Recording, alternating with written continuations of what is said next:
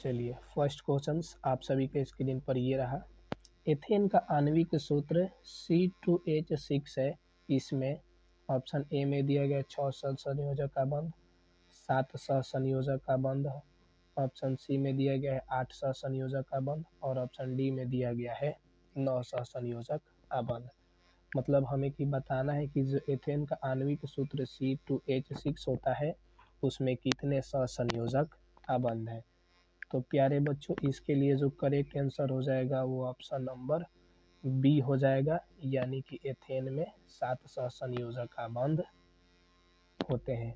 इससे रिलेटेड एक extra question ये भी हो सकता है कि एथेन का आणविक सूत्र क्या होता है, तो C2H6। अब चलिए फिर नेक्स्ट क्वेश्चन की तरफ आगे बढ़ते हैं और देखते हैं कि नेक्स्ट क्वेश्चन क्या है। नेक्स्ट क्वेश्चन आपको दिख रहा होगा कि ब्यूटेनोन यौगिक है चतुर्थ कार्बन जिसका प्रक्रियात्मक समूह है। ऑप्शन ए में दिया गया है कार्बोक्सिलिक अम्ल और ऑप्शन बी में दिया एल्डिहाइड, सी ऑप्शन में कीटोन है और ऑप्शन डी नंबर में दिया गया है एल्कोहल। तो चलिए इसके आंसर को देखते हैं। तो इसके लिए प्यारे बच्चों करेक्ट आंसर हो जाएगा ऑप्शन नंबर सी यानी कि कीटोन। ब्यूटेनोन का चतुर्थ कार्बन में प्रक्रियात्मक समूह जो होता है वो कीटोन होता है। इसको आप लोग याद रख लीजिएगा। ऑप्शन नंबर सी बिल्कुल ही करेक्ट आंसर है। चलिए नेक्स्ट क्वेश्चन की बात करते हैं। तो नेक्स्ट क्वेश्चन है कि खाना बनाते समय यदि बर्तन की तली बाहर से काली हो रही है तो इसका मतलब क्या है। ऑप्शन ए में दिया गया भोजन पूरी तरह नहीं पका है, बी ऑप्शन में ईंधन पूरी तरह से नहीं जल रहा है, ऑप्शन सी में दिया गया ईंधन आर्द्र है और ऑप्शन डी दिया गया है ईंधन पूरी तरह से जल रहा है।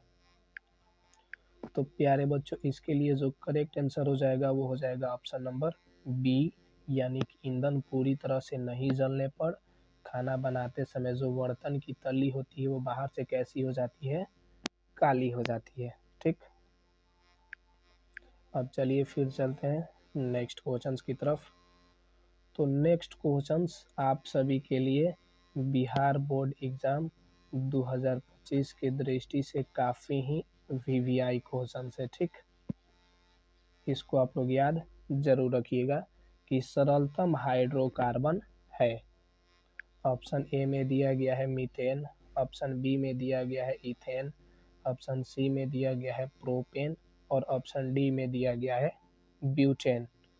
तो प्यारे बच्चों इसके लिए जो करेक्ट आंसर हो जाएगा वो ऑप्शन ए हो जाएगा मीथेन, जिसको सरलतम हाइड्रोकार्बन बोलते हैं। अगर बात करें मीथेन का सूत्र का तो मीथेन का सूत्र होता है प्यारे बच्चों CH4। मीथेन को मार्स गैस के नाम से भी जानते हैं। तो ये भी क्वेश्चन पूछ सकता है आप सभी से कि मार्स गैस किसको कहा जाता है, तो मीथेन को, या फिर मार्स गैस का सूत्र CH4, दोनों का मतलब एक ही होगा। अब चलिए फिर नेक्स्ट क्वेश्चन की तरफ आगे बढ़ते हैं। तो नेक्स्ट क्वेश्चन है कि हाइड्रोजन कार्बन से संयोग कर बनाता है। ऑप्शन ए में दिया गया है आयनिक यौगिक, बी ऑप्शन में दिया गया है हाइड्रोकार्बन, ऑप्शन सी हाइलोजन और ऑप्शन डी दिया गया है अम्लराज। तो प्यारे बच्चों इसके लिए जो करेक्ट आंसर हो जाएगा ऑप्शन बी यानी कि हाइड्रोकार्बन। जब भी कार्बन और हाइड्रोजन एक दूसरे के साथ मिलते हैं तो बनने वाले यौगिक को हाइड्रोकार्बन यौगिक कहा जाता है। अब चलिए फिर नेक्स्ट क्वेश्चन की तरफ। तो नेक्स्ट क्वेश्चन काफ़ी ही इम्पोर्टेंट क्वेश्चन है आप सभी के लिए। क्वेश्चन है कि वायुमंडल में CO2 गैस की उपस्थिति है। ऑप्शन ए में दिया गया है 0.01%, 0.05%, 0.03%, 0.02%। इसके लिए करेक्ट आंसर हो जाएगा प्यारे बच्चों ऑप्शन नंबर सी यानी कि 0.03%। चलिए फिर अब नेक्स्ट क्वेश्चंस की तरफ आगे बढ़ते हैं। तो नेक्स्ट क्वेश्चन है कि सल्फ्यूरिक अम्ल का अणुसूत्र होता है। काफ़ी ज़्यादा इम्पोर्टेंट, आप लोगों को मैं एक बात बताना चाहता हूँ कि केमिकल फार्मूला, ठीक, रासायनिक सूत्र को याद रखिएगा तो आपके 10th क्लास में 8 से 10 मार्क्स के ऑब्जेक्टिव क्वेश्चंस बन सकते हैं। ठीक, अगला क्वेश्चन देखिए, सल्फ्यूरिक अम्ल का सूत्र पूछा था। ऑप्शन ए में दिया गया H2S2O7, बी ऑप्शन दिया गया H2SO4 और सी ऑप्शन दिया गया H2S2O3 और ऑप्शन डी दिया गया है H2SO8। तो प्यारे बच्चों, इसके लिए जो करेक्ट आंसर हो जाएगा वो ऑप्शन नंबर बी हो जाएगा, यानी कि सल्फ्यूरिक अम्ल का रासायनिक सूत्र H2SO4 होता है। ठीक, जिसको बैटरी अम्ल के नाम से भी जानते हैं। तो ये भी पूछा जा सकता है कि बैटरी अम्ल किसको बोलते हैं, तो सल्फ्यूरिक अम्ल को। एक्स्ट्रा क्वेश्चंस आप लोग जानते रहिएगा क्योंकि बोर्ड के लिहाज से वे सभी इम्पोर्टेंट है। क्वेश्चन नंबर 8 है कि कार्बोक्सिलिक एसिड समूह होता है। ऑप्शन ए में दिया गया CHO, बी ऑप्शन दिया गया COOH और ऑप्शन सी दिया गया है CO और ऑप्शन डी दिया गया है NH2। तो प्यारे बच्चों, इसके लिए करेक्ट आंसर हो जाएगा ऑप्शन नंबर बी COOH। जो समूह होता है उसको कार्बोक्सिलिक अम्ल का समूह यानी कि एसिड का समूह बोलते हैं। और फिर चलिए नेक्स्ट क्वेश्चन। तो नेक्स्ट क्वेश्चन है कि इथोलिन में कार्बन तथा कार्बन के बीच दो आबंध मौजूद हैं, जिसमें से ऑप्शन ए में दिया गया है एक सिग्मा और एक पाई आबंध, दोनों सिग्मा आबंध, दोनों पाई आबंध, दोनों इलेक्ट्रोवायलेंट आबंध। तो प्यारे बच्चों, इसके लिए correct answer option number B हो जाएगा, दोनों सिग्मा आबंध होते हैं, मतलब कि ऑप्शन नंबर बी इसके लिए करेक्ट आंसर होगा। अगला क्वेश्चन देखिए, क्वेश्चन है कि इथेन में कितने सहसंयोजक आबंध है। ऑप्शन ए में दिया गया है 2, बी ऑप्शन दिया गया है 4, ऑप्शन सी दिया गया है 6 और ऑप्शन डी दिया गया है 7। तो प्यारे बच्चों, इसके लिए करेक्ट आंसर हो जाएगा ऑप्शन नंबर डी। इथेन में सहसंयोजक आबंधों की संख्या कितनी होती है, 7 होती है। चलिए नेक्स्ट क्वेश्चन, सबसे ज़्यादा इम्पोर्टेंट MVVI मतलब कि मोस्ट VVI क्वेश्चन है ये इस चैप्टर का। इससे रिलेटेड 3 क्वेश्चन होते हैं जिसमें से एक क्वेश्चन पूछा जाता है। मैं तीनों को अभी आपके सामने प्रस्तुत करने जा रहा हूँ। क्वेश्चन से कि CnH2n+2 किसका सामान्य सूत्र है। ऑप्शन ए में दिया गया है alkyne, B option alkene, C option alkane और ऑप्शन डी दिया गया है प्रोपाइल। तो प्यारे बच्चों, इसके लिए करेक्ट आंसर होगा ऑप्शन नंबर सी, यानी कि CnH2n जो होता है वो एल्केन का सामान्य सूत्र होता है। ऑप्शन सी याद कर लीजिएगा क्योंकि ये क्वेश्चन काफ़ी ही इम्पोर्टेंट क्वेश्चन है। चलिए नेक्स्ट क्वेश्चन। नेक्स्ट क्वेश्चन से कि नीला थोथा यानी कि तूतिया का रासायनिक सूत्र क्या है। ऑप्शन ए में दिया गया है CuSO4 into 7H2O, CuSO4 into 5H2O, CuSO4 into 4H2O, CuSO4 into 10H2O। प्यारे बच्चों, इसके लिए करेक्ट आंसर हो जाएगा CuSO4 इंटू 5H2O। इसको नीला कशिश के नाम से भी जाना जाता है। तो इसको भी आप लोग याद रख लीजिएगा कि नीला थोथा बोले या फिर तुतिया बोले या फिर नीला कशिश बोले। ठीक, इसको इंग्लिश में ब्लू विट्रोल बोलते हैं। Option number B CuSO4 into 5H2O होता है इसका केमिकल फार्मूला।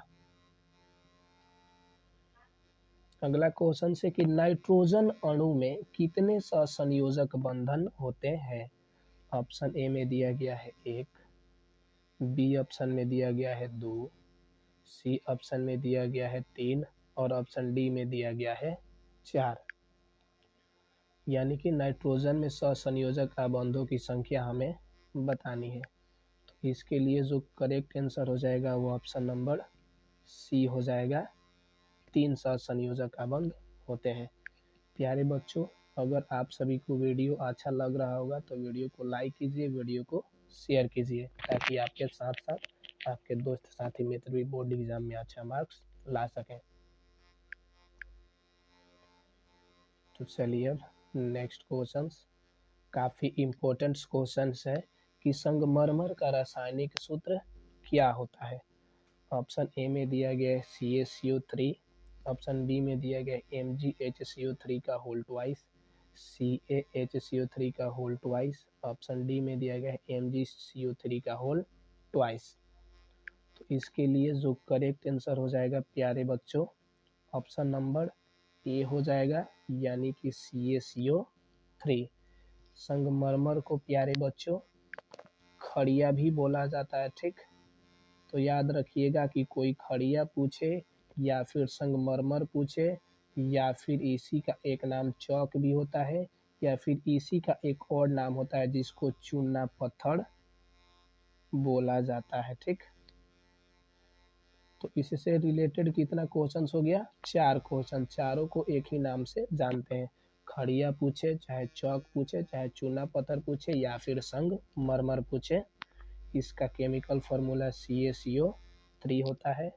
ये क्वेश्चंस काफ़ी ही BBI क्वेश्चंस है। मैं जो एक्स्ट्रा बातें बताते जा रहा हूँ उसको भी आप लोग स्टार पॉइंट में अलग से करके कॉपी में लिख करके याद कर लीजिएगा। एक क्वेश्चन से रिलेटेड एक से ज़्यादा क्वेश्चन होगा, ठीक। अब देखिए, चीनी का रासायनिक सूत्र क्या है। ऑप्शन ए में दिया गया CH3 COOH, बी दिया गया है C6H12O6, ऑप्शन सी दिया गया C12H22O11 और ऑप्शन डी दिया गया CH3CHO, ठीक। तो प्यारे बच्चों, चीनी का रासायनिक सूत्र C12H22O11 होता है, मतलब कि ऑप्शन नंबर जो सी होगा इसके लिए बिल्कुल ही करेक्ट होगा। अगर वहीं पे बात करता है कि CH3COOH, तो प्यारे बच्चों ये होता है एसिटिक अम्ल का, ठीक। इसको भी लिख दे रहा हूँ, आप लोग याद कर लीजिएगा कि एसिटिक अम्ल का रासायनिक सूत्र क्या होता है, CH3COOH। और C6H12O6 होता है प्यारे बच्चों ग्लूकोज में, ठीक। ग्लूकोज का केमिकल फार्मूला होता है C6H12O6। एसिटिक अम्ल अगर पूछे कि किस में पाया जाता है, तो काफ़ी इम्पोर्टेंट क्वेश्चन है। आप लोग acid base and salt chapter में पढ़े होंगे, अम्ल भस्म और लवण में, कि एसिटिक अम्ल जो होता है वो सिरका में पाया जाता है, ठीक। तो यहाँ से एक्स्ट्रा क्वेश्चंस कौन कौन हो गया कि CH3COOH का इसका सूत्र होता है तो एसिटिक अम्ल का, C6H12O6 तो ग्लूकोज का, एसिटिक अम्ल किस में पाया जाता है तो सिरका में पाया जाता है, ठीक। और एक तो क्वेश्चन ही था कि चीनी का रासायनिक सूत्र C12H22O11। अगला क्वेश्चन है कि सोडियम कार्बोनेट का अणु सूत्र क्या है। ऑप्शन ए में दिया गया है Na2CO3, बी ऑप्शन में दिया गया है NaHCO3, ऑप्शन सी में दिया गया है Na2CO2 और ऑप्शन डी में दिया गया है NaCl, ठीक। तो प्यारे बच्चों, इसके लिए करेक्ट आंसर Na2CO3 को बोला जाता है सोडियम कार्बोनेट। अगर यहीं पे बात करता है कि NaHCO3, तो इसको बोला जाता है सोडियम बाइकार्बोनेट, ठीक। NaHCO3 को बोला जाता है सोडियम बाइकार्बोनेट, ठीक। इसको बेकिंग सोडा के नाम से भी जाना जाता है। तो कोई पूछेगा बेकिंग सोडा, तो NaHCO3 आप लोग याद रख लीजिएगा। अगला क्वेश्चन 17 नंबर क्वेश्चन ये है आपके स्क्रीन पर कि कार्बोनिल समूह को सूचित किया जाता है। ऑप्शन ए में दिया गया है CHO द्वारा, बी ऑप्शन है COOH द्वारा, ऑप्शन सी है CO द्वारा और ऑप्शन डी है COCl2 के द्वारा। प्यारे बच्चों, इसके लिए करेक्ट आंसर कार्बोनिल समूह को CO के द्वारा सूचित किया जाता है, ऑप्शन सी।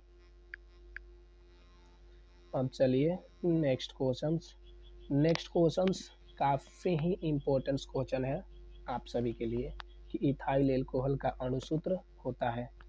ऑप्शन ए में दिया गया CH3OH, B option C2H5OH, C option C2H6OH और ऑप्शन डी दिया गया है C2H2OH। तो प्यारे बच्चों, इसके लिए करेक्ट आंसर हो जाएगा ऑप्शन नंबर बी, यानी कि इथाइल एल्कोहल का अणुसूत्र जो होता है वो C2H5OH होता है। क्वेश्चन काफ़ी ही इम्पोर्टेंट है, काफ़ी ज़्यादा बार भी ये बोर्ड एग्जाम में पूछा जा चुका है। तो चलिए अब नेक्स्ट क्वेश्चन की तरफ चलते हैं। तो नेक्स्ट क्वेश्चन है कि निम्नलिखित में से कौन सा एरोमेट्रिक हाइड्रोकार्बन है। ऑप्शन ए में दिया गया CH4, बी ऑप्शन है C2H4 और ऑप्शन सी दिया गया C6H6 और ऑप्शन डी दिया गया C3H8। तो प्यारे बच्चों, इसके लिए करेक्ट आंसर C6H6 जो कि एक एरोमेट्रिक हाइड्रोकार्बन होता है। इसको क्या बोलते हैं? C6H6 को बेंजीन के नाम से जाना जाता है। तो कोई पूछेगा कि बेंजीन का केमिकल फार्मूला, तो C6H6 होता है, याद रखिएगा, इम्पोर्टेंट है। अगला क्वेश्चन है कि निम्नलिखित में से किस हाइड्रोकार्बन में 3 आबंध होते हैं। ऑप्शन ए में दिया गया है CH4 और ऑप्शन बी में दिया गया है C2H6, सी ऑप्शन दिया गया है C3H4 और ऑप्शन डी दिया गया है C3H8।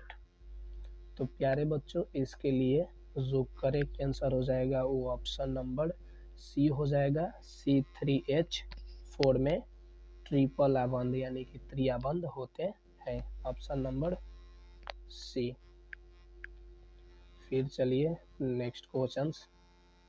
तो नेक्स्ट क्वेश्चंस दिख रहा होगा कि निम्नलिखित में कौन युग्म समावयवी है। ऑप्शन ए में दिया गया है C2H6 और C6H6, बी ऑप्शन में दिया गया C5H10 और C6H12, ऑप्शन सी में दिया गया C2H5OH, CH3OCH3 और ऑप्शन डी में दिया गया CH4 और C2H6। इसमें युग्म समावयवी जो होगा प्यारे बच्चों, ऑप्शन नंबर सी हो जाएगा, C2H5OH और CH3OCH3। मतलब कि ऑप्शन नंबर सी इसके लिए जो होगा बिल्कुल ही करेक्ट होगा।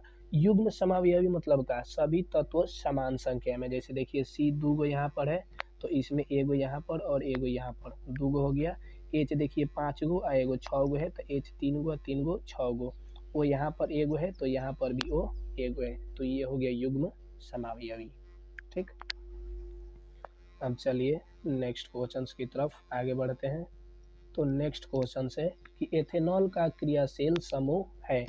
ऑप्शन ए में OH, बी ऑप्शन में दिया गया CHO, ऑप्शन सी में दिया गया COOH और ऑप्शन डी में दिया गया है CO।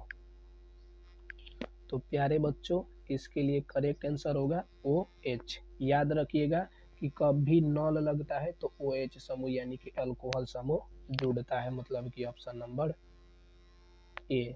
याद होगा आप सभी को कि OH जुड़ने पर नॉल होता है, ठीक, एल्कोहल।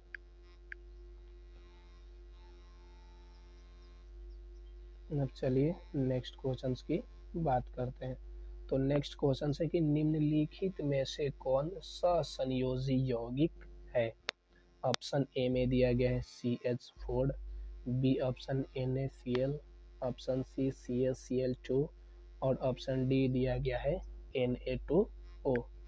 तो प्यारे बच्चों, इसके लिए जो करेक्ट आंसर हो जाएगा, सहसंयोजी यौगिक जो होता है वो एक धातु और एक अधातु से मिल करके बना होता है। ठीक, इस क्वेश्चन में कुछ दूसरा पूछ रहा था, ठीक, बाय मिस्टेक इसको आप लोग छोड़ दीजिएगा क्योंकि इसके आंसर में OH दिया गया है लेकिन ऑप्शनों में OH नहीं है। ठीक, ये गलती से मिस प्रिंटेड क्वेश्चन है, इसको छोड़ देते हैं।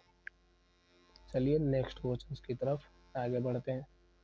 नेक्स्ट क्वेश्चन है कि COOH अभिक्रियाशील मूलक को क्या कहते हैं?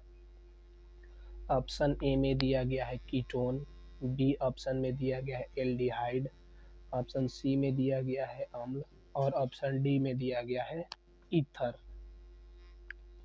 तो COOH क्रियाशील मूलक को प्यारे बच्चों हम लोग अम्ल बोलते हैं, मतलब कि ऑप्शन नंबर सी, कार्बोक्सिलिक अम्ल जो होता है ना, वही ऑप्शन सी में होगा। चलिए नेक्स्ट क्वेश्चन से कि CHO अभिक्रियाशील मूलक को क्या कहते हैं? ऑप्शन ए में दिया गया है कीटोन, बी ऑप्शन में दिया गया है एल्डिहाइड, ऑप्शन सी दिया गया है एल्कोहल और ऑप्शन डी दिया गया है कोई नहीं। तो प्यारे बच्चों, इसके लिए जो करेक्ट आंसर हो जाएगा, CHO को एल्डिहाइड बोला जाता है। ठीक, जब आप लोग क्रियाशील समूह पढ़िएगा तब मालूम चल जाएगा। ऑप्शन नंबर बी इसके लिए बिल्कुल ही करेक्ट होगा। तो चलिए प्यारे बच्चों, आज के वीडियो को हम लोग यहीं पर समाप्त करते हैं। अब मिलेंगे नेक्स्ट वीडियो में, यानी कि इसके नेक्स्ट चैप्टर में। ठीक, अगर आप लोग इससे पीछे के चैप्टर का वीडियो नहीं देखे हैं तो प्लेलिस्ट में जा कर के देख लीजिए। केमिस्ट्री 2025 के नाम से प्लेलिस्ट बना होगा, उसमें चैप्टर वाइज ऑब्जेक्टिव्स क्वेश्चंस होगा। तो चलिए, जय हिंद। आप लोग अपने एग्ज़ाम की तैयारी अच्छे से करते रहिएगा। वीडियो अच्छा लगा हो तो वीडियो को लाइक कीजिएगा गुरु दक्षिणा के रूप में, और वीडियो को ज़्यादा से ज़्यादा मात्रा में शेयर भी कीजिएगा। बाय, जय हिंद।